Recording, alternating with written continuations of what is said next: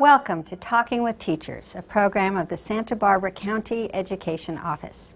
We are delighted to be able to showcase for you every month some of the dedicated, outstanding professionals who make a difference every day in the lives of local children.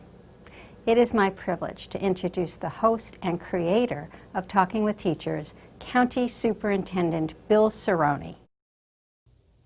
Hello, I'm Bill Cirone, Santa Barbara County Superintendent of Schools, and I'm pleased to welcome my guest today, Diane Siegal, an English teacher at Ynez High School and a Santa Barbara County Distinguished Educator. Welcome, Diane. Thank you so much. Diane, being named a Distinguished Educator was quite an honor. How did that feel? It's just lovely to be noticed for the work that one does, and I think most people who enjoy teaching do it for the pleasure of the day-to-day in the classroom. But it's lovely to have somebody pull you out and give you a little round of applause, clap on the back. And how long have you been at Ynez High? This is my 8th year. 8th year. And what classes are you currently teaching? I teach an honors level freshman and an intermediate level junior class. And I also teach most years, actually every year except this year, I teach English as a second language as well. And I coach the mock trial team. Okay, and we want to talk about some of those projects that go on in your classroom, as well as some important issues facing education. But let's first trace the career path that took you to where you are, because it is so interesting. So where are you from? I grew up on Long Island. Sounds familiar. I hear a little bit of an accent. Yeah, it's there. Yeah, it's there. And where did you go to school? I went to college, to a small college in rural Pennsylvania for 2 years, which was as far as my parents would let me go when I was that age. And at the end of my sophomore year, I transferred out to UC Santa Barbara and finished school there. And when your major was English? Yes. Why English? Why not? There was never any question for me. I thought that the fact that my parents would support me for 4 years to read and write was just a gift. So it was never a question.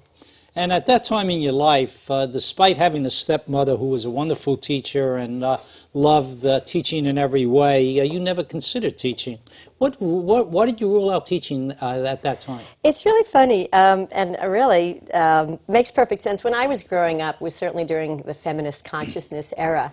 And my stepmother, who I call my staircase mother because she was such a great support, my own mom died, and my stepmother's still a beloved friend, and she's the first person who will watch this. She loved teaching, absolutely loved it. But when I was growing up, I certainly figured, well, I'm going to do something that will be, broader, bigger, break a glass ceiling sort of thing. So I thought about becoming an attorney, and I had 1 day of job shadowing an attorney, and he was a public defender, and I was a, bleeding heart liberal, thought that's what I wanted to do, and I'm not making this up. He really was defending a pedophile. And I thought, I can't do that work. It's good work, it's fine work, but I can't do it. So that was the end of that one. And then I became a news broadcaster for a number of years, and I actually really realized I did not like being inundated with bad news. And at some point when my own children were growing up, I was in the classroom so much, and I loved it, and I just thought, well, I actually really do want to do that, and maybe Stella's right. And it is true that it has been a delight ever since, and I've never regretted the choice. And picking up on that, you had mentioned being a broadcaster, and I know you worked with KEYT and KDB for a while. And when you decided that you didn't like that career for the reasons you gave, the part you left out is that you moved to Japan, not a traditional Plan B. What made you decide to move to Japan? Well, it was, at the time I was single and unattached, so I had the freedom to move around as I wished. And I had a great job in Santa Barbara. My parents were so proud. I was working in a newsroom, and that's a hard job to get in a small town. And I was supposed to be, so delighted with it. And it occurred to me that I really hated it. And I really didn't want to move to a bigger market. That's how you advance in that field. And so I was sort of at the end of the line. I thought, well, where do I go from here? And I knew a bunch of people who were living in a community in Japan from my hometown. I'm the youngest of 6 kids, and so I grew up in an area where you knew everybody from your school, and a bunch of people from my hometown were living in this particular town, actually studying martial arts with this particular teacher. So I knew that I could go, and at the time, because I was an English teacher, or not an English teacher, because I was a broadcaster, it would be easy to work. It's always easy to teach English in Japan. So I just kind of packed everything up, and really I knew nothing, Bill. I knew nothing about Japan except time to go have an adventure, and so I did. So But it was you an did. adventure. It was great. And I understand one of the things that you didn't know that you found out very quickly was that commuting was very unpleasant, and that led to a new skill and a new hobby in terms of racing bicycles. It's true. It's true. I learned a lot of things in Japan about myself that I wouldn't have expected, but one of them was definitely that I did not. You've probably seen pictures in those train cars where the guys with the white gloves are smushing people into the trains, and that was the case. I was living in Osaka, which is kind of like Detroit. It's a working class city. And so when I'd have to get to work, I'd have to go into that thing, and people would be so close. I just couldn't stand it. So I had a very good friend there, a guy by the name of Paul Procone, and he raced bicycles for the Shimano team. And so he said to me, well, if you don't want to go on the subway, why don't you get a bicycle and ride to work? And it was a big city. That was a big ride. But I'd always liked bicycle riding. I did it when I was growing up as a kid. That was my favorite thing. So he got me a very good bicycle. I didn't know anything, so we went out and got a good bicycle, and so we would go out riding, and it would be a hard ride, and I'd be panting in a mess. But over time, it got easier, and I liked it. And the truth is that I was at the shop a lot getting my bicycle tuned, and I'd have to, every now and then, I'd get invited to race with the guys on the team, the Shimano team. And I couldn't really keep up with them, so Paul would have to hang back. But after a while, I couldn't read the street signs because they were all in Japanese, and sometimes we were 40, 50, 60 miles away from home. So I would just have to work so hard to keep up with them. And eventually, I got strong enough to be able to keep up with them, and so they sponsored me to enter races, and it was quite an experience. It was wonderful, and I saw things in Japan and went to places I would never have seen before, so it was wonderful. And then when you came back home, you took a job at ABC Clio. What did you do there? I worked as an editor for, the managing editor for an environmental publication. And I understand that in the process of deciding what you loved, Right. You said that you figured out that you were voice activated and loved interacting with others. Did you find that was the case at ABC Clio? Well, it certainly isn't when you're an editor. Editing is very, very quiet, solitary work. And I did sit in a room with 3 or 4 other people, and it was almost always silent except the day that somebody gave us those chocolate-covered espresso beans. Have you ever had those? Yes. Well, they're really medicinal, and we didn't know what they were at the time, and we ate them, and we suddenly noticed we were yakking our heads off, and we weren't supposed to do that. So I learned a lot about environmental issues because you'd read millions of publications, and I'm interested in that, but the work was way too sedentary and way too quiet for me. So at about that same time, your husband started a new business. Tell us about what he did in the role you played while raising your children. Well, this is as our children were young. I met my husband when I came home from Japan, and he had been in the landscape design business for many, many years. And right about that time, commercial computer simulation software became readily available commercially, the kinds of things they'd used in movies. And he's always been kind of a techno head. And so he had a client for whom he'd done a landscape, and his client, at the time the market was very competitive to get a job. Building moratorium in Montecito at the time, water moratorium, really hard time to get a job. So he started using these design tools to get jobs, to go in and show people what their landscapes would look like. Here's your blueprints and so forth. To make a long story short, his client called him up giggling one day, said, oh, Ken, you have another business here. You've got to pursue this. So he started to develop that, and so my job at the time, and children were coming along at the same time too, my job was to do the marketing and figure out who's the audience for this, who's the target for it, where will it be useful, professional trade shows, professional groups and so forth. So I wrote the promotional materials and we designed them together, but writing's my strong suit, and then presenting. And as your children were growing up, you were very involved with the Star King Parent-Child Workshop. How so? As I mentioned, I'm the youngest of 6 kids. But I moved to the West Coast, and so I really didn't have a lot of family around teaching me a lot. My own mom died when I was pretty young. And so I really didn't have a lot of role models close by about parenting and that sort of thing.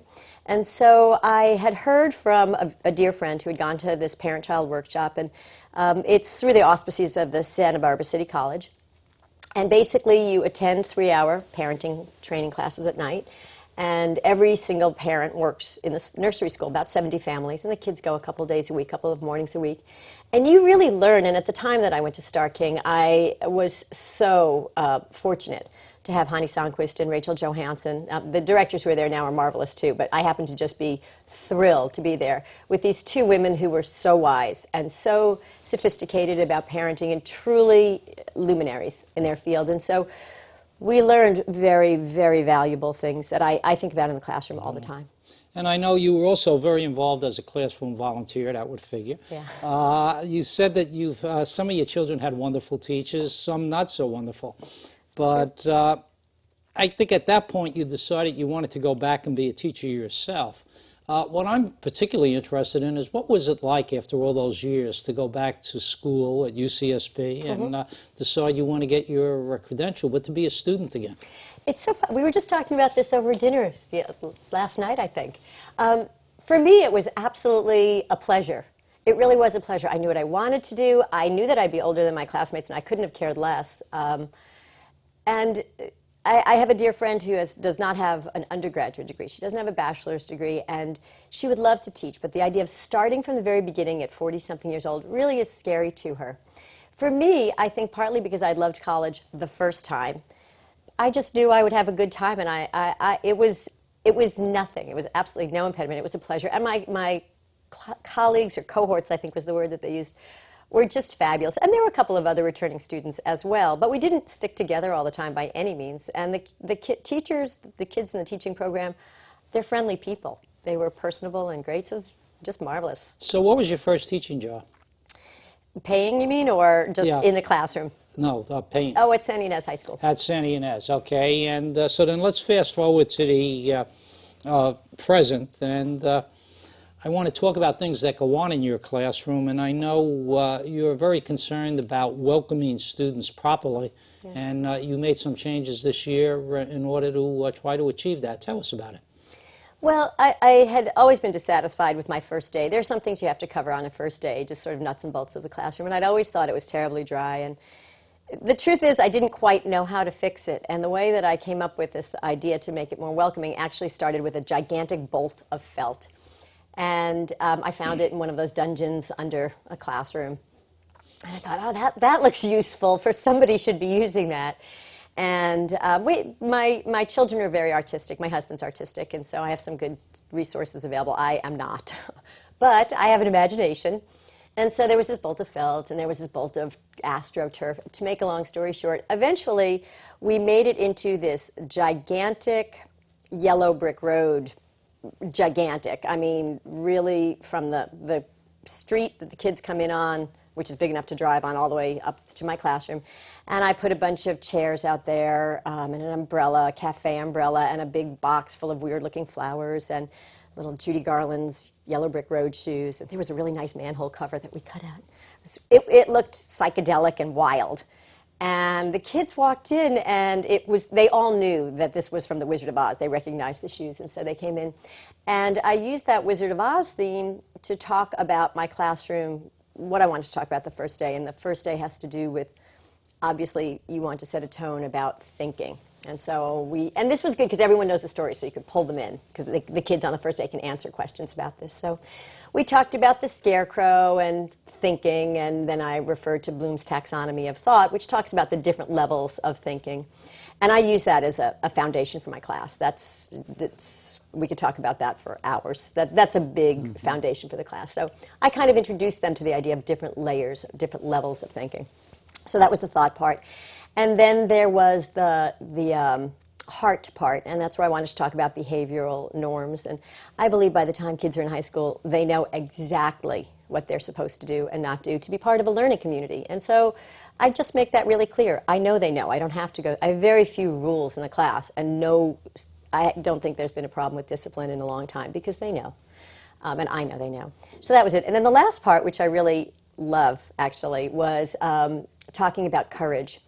And, of course, that's the cowardly lion. And I wanted to talk about the courage to make a mistake, because kids sometimes, especially in high-performing classes, are inhibited to take a risk. And I want them to take risks, and I want them to engage in discussion and to learn how to support their ideas and so forth. So I borrowed J.K. Rowling's brilliant Harvard commencement speech to the 2008 class. And because she's J.K. Rowling, there is not one wasted word. It's so eloquent and beautiful. And it talks about the fear of failure is actually failure by default. And she talks about how important it is to take a risk, and she does it so eloquently. And after the first day when I'd gone over the guidelines and all those kinds of things, that was our launch point, because then we studied her speech and what made it such a brilliant speech. So for content and form, and that kind of was the segue into the year. And after about 4 days, I rolled the whole thing up and put it away, because I have to ask my students to do creative projects, and I want them to go all out. All out. I don't want, if it's worth spending the time assigning it and explaining it, it's worth doing well. But we can't keep everything in the classroom forever. It just gets too crowded, and I teach a lot of things. So I wanted them to know that I'm willing to go all out, pull out all the stops, and then pack it up and put it away. And it didn't make it less important at the moment. So that was my first day. Diane, how would you make teaching Shakespeare interesting? Well, one of the things is to get the kids up doing it. Shakespeare wrote it as a play. He intended for people to perform it. And obviously the kids aren't professional actors. But I have a giant stock of costumes that are no end of ridiculous. And for them to get up and read it, and then I pause from time to time, and we make connections to, even though this was written 500 years ago, let's say Romeo and Juliet, gosh, do you think parents still get mad when you go out with somebody from the wrong crowd? You know, is that still an issue these days? And so making connections as we go and giving the chance, and actually teaching the kids how to read out loud. They get excited, and then they volunteer enthusiastically to read. Tell us about teaching students the concepts of foils in literature. The concept of foil itself is a literary term. It's a literary analysis term, and it has to do with a character who exists to shed light on the main character. And so the foil foil is created by an author for a particular purpose. Kids all understand the idea in movies of having special effects. They all understand clothing and music and lighting and camera angles for special effects, but it's harder for them to understand literary tools for special effects. A foil is one of those literary tools. So I come in, and the kids come in, and there's a little piece of aluminum foil on their desks. Usually this is in the context of Shakespeare, teaching Shakespeare. So there's a little, and I ask them to make a little sword with their foil, with the aluminum foil, and they do that, and they make a little sword. And then somehow we get into a quick little insult match in Shakespearean. I have these cards that we use, and then you get to use your little tiny sword and insult the guy next to you in Shakespearean English. It's pretty entertaining. And then from there, I talk about the word foil is a homophone. It has more than one meaning, and I do connect this to the SATs, because the SAT usually or frequently asks for secondary meanings of words, and people get tripped up on that. So that's part of something we discuss all year. So then I take out this fabulous sword that I have, a sword one of my former acting students gave me, and it looks scary. It does have a tip on the end. But it looks scary, and I take it out, and I talk about this is the sword, and the foil, another homophone, another meaning of foil is the part that covers your hand. So we talk about that a little bit, and this is the foil, and then I use that to connect into the idea that the foil in literature points away from the action.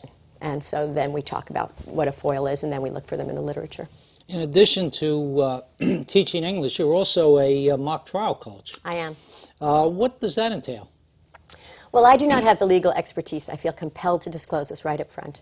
I do not have the legal expertise, and I was very lucky to walk into a program when I first came to San Ynez. My background had been in debate, but there was a local attorney by the name of Kay Coons, now Judge Kay Coons, a local attorney who had been running the program for many, many years with faculty assistants, and so I said, sure, I'll learn that. That sounds interesting to me, and I'd always had an interest in legal matters anyway.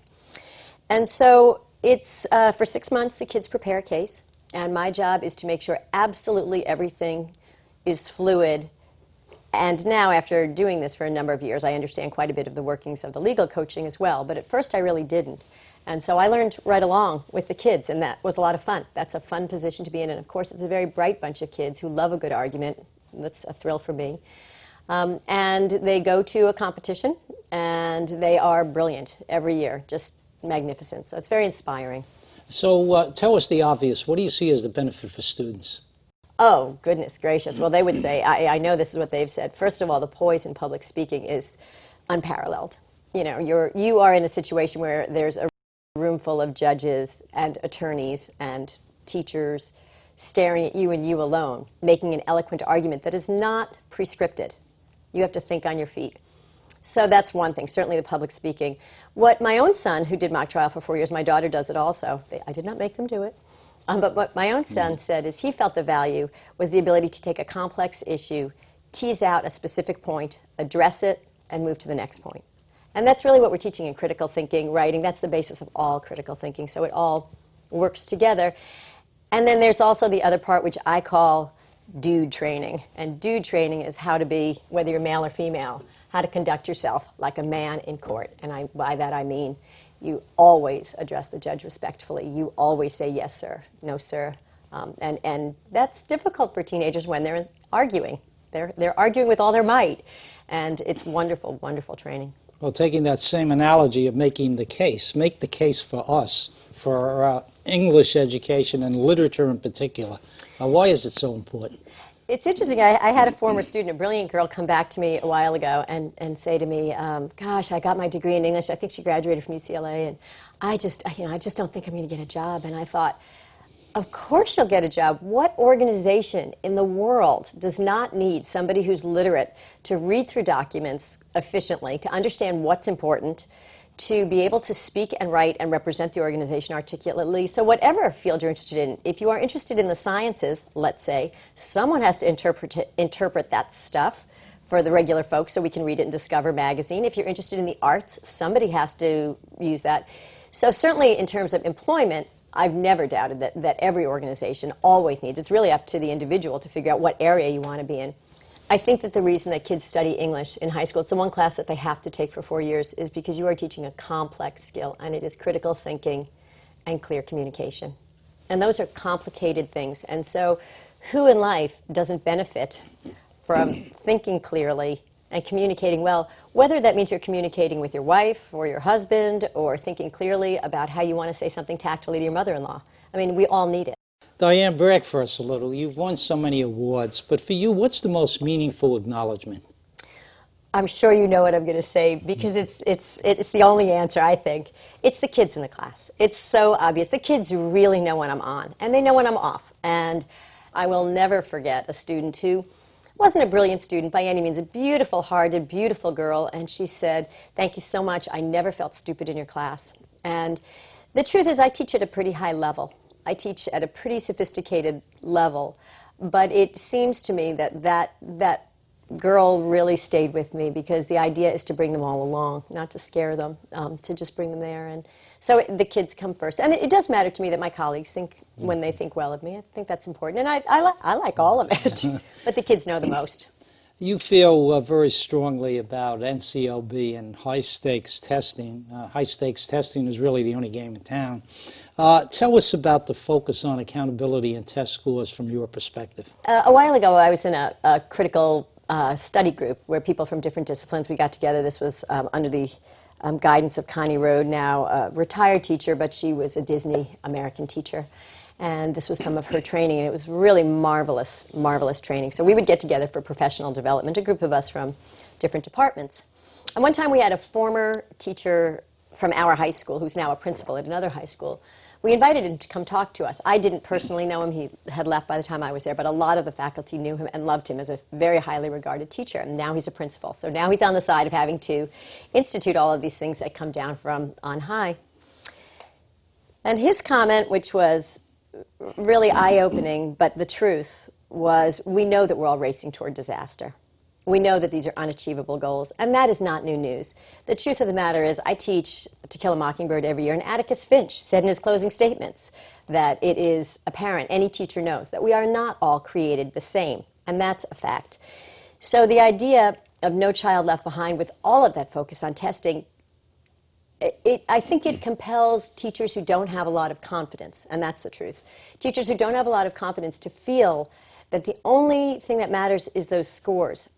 And it's my own personal opinion that those scores definitely do matter, but that they are enriched rather than damaged by all sorts of other enrichments and assessments that keep kids who are struggling in school, and that's a lot of our demographic. You know, the kids who are at the top of the pile academically, great, just get out of their way and give them good enriched stuff, no problem. But it's that middle group, you know, where you really want to keep them in the game. So overemphasis on testing simply burns them out and scares them. And so I feel adamantly, and I'll never change, I don't care if they can run me out of town on the rail, I'll never change that teaching to the test is poor teaching. that enrichments have to be in place at every level, from the highest to the lowest. The kids need it, and it's to keep this spirit, and we are teaching human beings. Well said. Let's reflect for a moment about teaching itself. For you, what's the best part about teaching? There are a lot of things I love about teaching, but maybe the best part for me is something cracks me up every day. I mean, I feel like I'm going to live longer because of it. Something makes me laugh every day.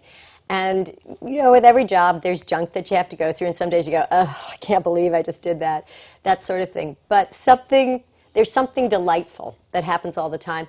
And I'm actually interested in those bad days, too, the days where you go, oh, that was bad. I have wonderful colleagues and people I trust very much to go in and say, ooh, this was a disaster. What do you think happened here? And so it's a process. I'm really interested in it, and I love the people I work with, the kids, and a lot of my colleagues as well. So it's a pleasure. And what do you feel is the most challenging part?